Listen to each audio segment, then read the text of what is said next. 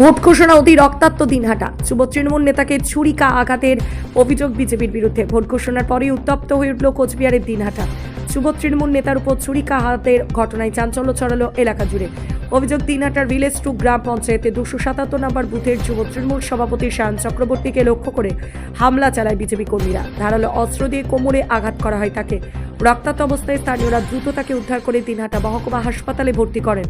বর্তমানে সেখানে চিকিৎসাধীন রয়েছে ওই যুবনেতা। ঘটনাকে কেন্দ্র করে এলাকায় তীব্র উত্তেজনা ছড়িয়েছে।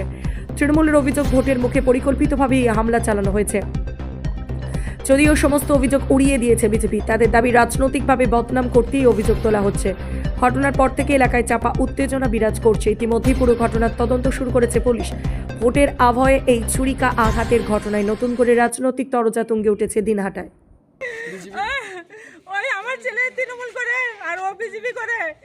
তোমার ওই আমাদের বাড়ির সামনে একটা শনি মন্দির আছে, ওইখানে 2 মিনিটও কথা কাটাকাটি হয় নাই, তার মধ্যেই ও হলো ওর রেডি ছিল। এরকম বুঝালি আমার ছেলের পেটের মধ্যে ঢুকাই দিছে।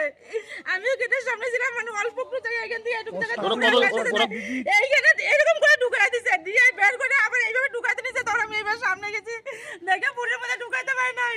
আপনার ছেলের নাম কি? সায়ন চক্রবর্তী। কারা এই কাজ করলো? কারা? ওই তিন হলে বিজেপি করে হয়, আর ওর নাম হলো দীপন চক্রবর্তী, দুলাল চক্রবর্তীর ছেলে। বাবার নাম হচ্ছে দেবদুলাল চক্রবর্তী। কতজন ছিল ওরা? হ্যাঁ, ওরা শ্বশুর জামাই, ওদের ফ্যামিলিটা ছিল, ওদের ফ্যামিলি সুদ্ধা সবাই ছিল, ওদের গোষ্ঠীটা ছিল।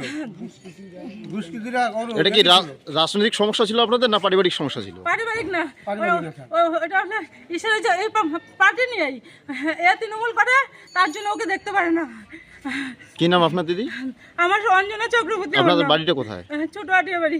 আপনার কি ছেলে তো? হ্যাঁ, আমার ছেলে, একটাই ছেলে আমার।